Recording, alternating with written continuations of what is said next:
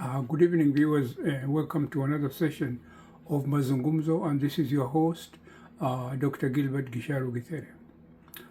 We are going to discuss a little bit. I've been discussing about uh, a logarithm law of value, and I'm on part 6, 7. This is just addition material. I'm going to add some material because do technical amenities, cybernetics, do they have existence really? Does a logarithm itself have being? That's a question, many people have pondered with, and there's nobody who has done that more ably than Gilbert Simondon, Bernard Stiegler, and Yuko Hui. Each argue in different ways that machines should not be understood as merely as objects. They tell us not to look at machines just as objects, because the philosophy of what machines are is changing a lot, and especially with the coming of postmodernity, where hyperreality, by Jacques Baudrillard in his book Simulacra in 1983, he discusses about where we are getting and why we should look at machines differently.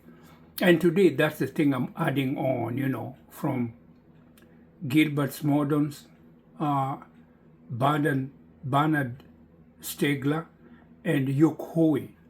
These are experts who have dealt with those subjects. Instead, they present machines as entities with their own modes of existence. Their work shifts philosophy away from asking, what is a machine, which is ontology, towards asking, how does a machine come into existence? Those are two different questions. And how does a machine come into existence, transform and participate in reality? I'll repeat that one again. How does a machine come into existence, transform and participate into reality? Because machines are doing that now as robots and cybernetics, components which are actually performing work in our midst. And that's a question we are raising here. Do they have any existence? This shift is closely connected to Simondon's concept of transduction.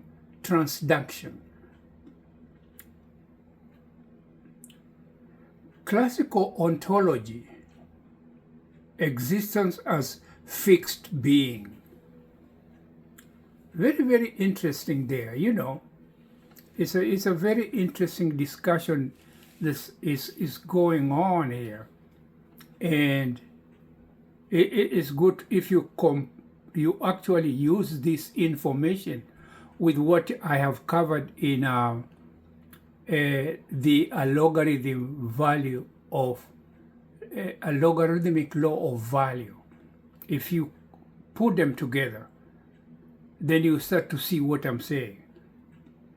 Much of Western philosophy, beginning with thinkers such as Parmenides, Aristotle, and later Martin Heidegger and people like Edmund Husserl, they ask different questions from what people are asking now, like Simondon and Stiegler and Yuko Hui and me. We are asking different questions, but with them they ask, what does it mean for something to exist? What is its essential nature? What permanent properties define it? Those are the questions that all philosophers from the ontological discussions, epistemology, were asking. But people of the postmodernity, they have different questions they're asking, because machines are not just tools. They are becoming our partners. And it is very, very important to have that in mind. Ontology assumes that existence is grounded in a stable essence. For example, a hammer is a hammer because of its essence. Tree is a tree because of its biological identity. Machines were therefore traditionally viewed as artificial objects whose existence depended entirely upon human makers. Those people who made them. Oh, this is my machine. Nowadays, there are some robots, really. They exist by themselves, performing work at a certain place in Amazon. It's performing a certain duty without the help of human beings. So it is not just an object. It has got some kinds of life.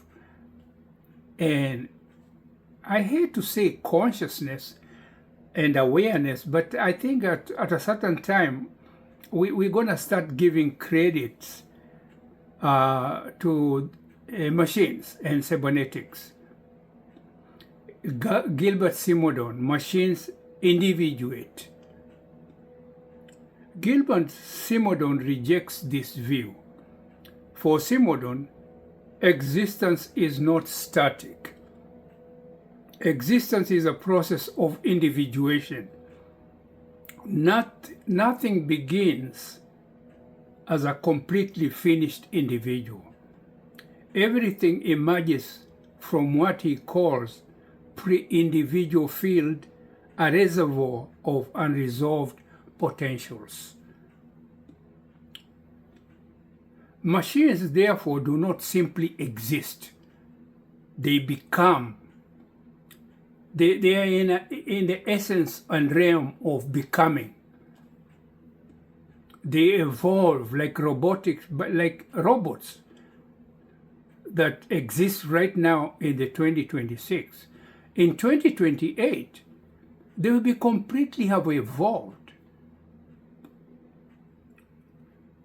Every technical object develops through continual resolution of internal incompatibilities.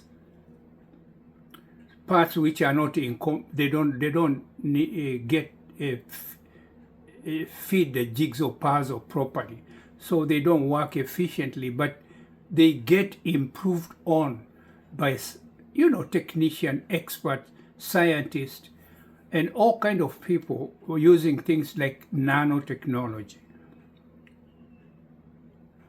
For example, steam engine evolves. The internal combustion engine evolves. Transistors evolve. Computers evolve. AI, artificial intelligence systems, also evolve. This development process is transduction. That Simondon's, it's actually a form of ontology, the nature of being. Transduction is a process of evolving. It is, for example, structure operations working on structures on structures, so they become completely different from what they were. We're going to get into that. What is transduction? I think that is a better place to go to. Transduction is perhaps Simondon's most original concept. He defines it as a process in which one structure progressively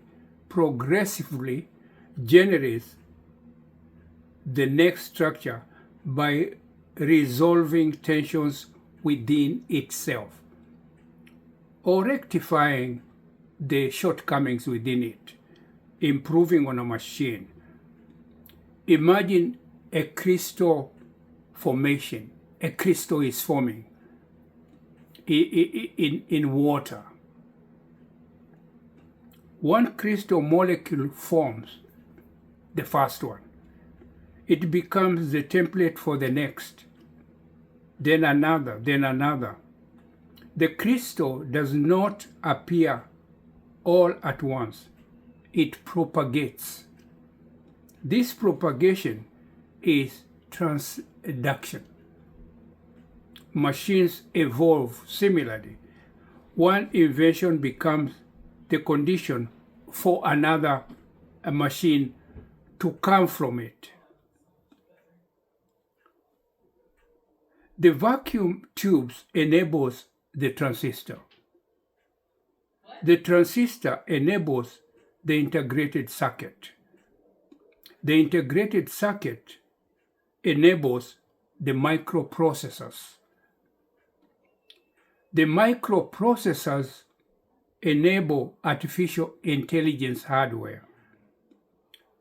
Existence therefore unfolds rather than appearing fully formed. Cybernetic machines have internal organization. Cybernetic machines possess feedback, regulation, adaptation, self-correction. Unlike simple tools, they react to information. A thermostat changes behavior. If you have once used a thermostat, when you go get an improved or hybrid one, which has been developed from the one you are using, you get another one, you'll see a great improvement on how that thermostat reads, for example, the temperature of a room or the temperature of whatever you're measuring. An autopilot adjusts flight. AI, artificial intelligence, updates its internal parameters. Artificial intelligence can improve its performance just by going into itself and kind of perfecting the duty it's performing. They have acquired that kind of ability. So you can see that is what is called individuation. And it comes even before the acquisition of consciousness. I'm going to get into that. Pre-individual comes before the acquisition of consciousness. It's the development of information within a system. That's another subject for now, for another time, but let us just concentrate on this. I'm going to wind up so you can digest this. This is just an additional material I'm giving you. Do technical objects have existence? Just like the way people like Martin Heidegger discussed in the time, being and time. Existence. What is existence, and what are the components of being that goes into existence as an entity so that we become living things? So we are trying to see, will we get robots to get to a stage where they start having rights? They fight for their civil rights. Just the way in 1964, civil rights were passed for human beings so that we can we can treat people fairly in a system. So there will come a time where we will also try and think, should we make life better for robots, and how and why? This is discussions which are starting right now. Until I continue with this kind of this subject, you'll allow me for this short introduction of transduction. This is your host, Dr. Gilbert Githere, saying ciao ciao until we meet again.